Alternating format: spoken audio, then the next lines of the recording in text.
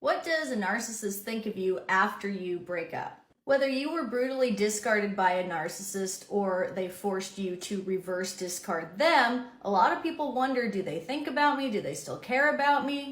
And because their brains are wired so different from you and me, the answer is yes, but not in the way you may think.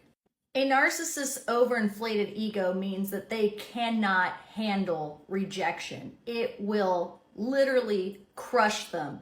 It destroys their entire identity, which is not a lot to begin with. Their self-worth relies on external validation. They cannot look inside themselves and say, I am a good person and that makes me worthy of love. They need to get that from outward praise, which is why they're so grandiose a lot of the time.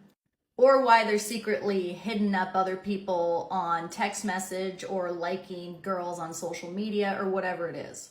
So with their mindset that they have to win 100% of the time and they can never be rejected, even if they discard you, they need to feel like you are always going to be obsessed with them.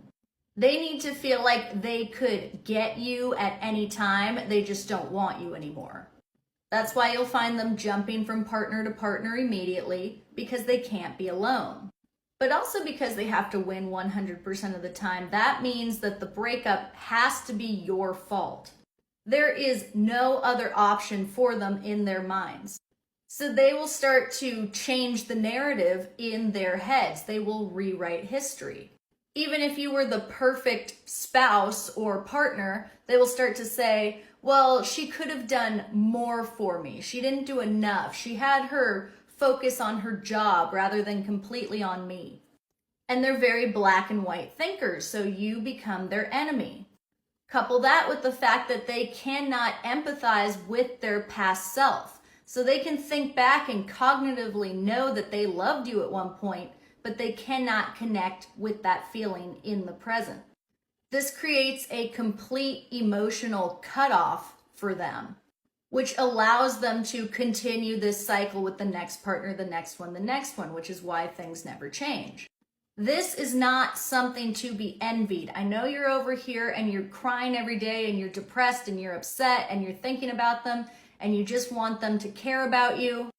But this has nothing to do with you. It is external validation. It could have been anyone. You just fell victim of a master manipulator. And so with all of this in mind, you can see that you were never going to make any ground with the narcissist because this is how their brain works. As much as it hurts, you will move on from this and the narcissist will continue being toxic.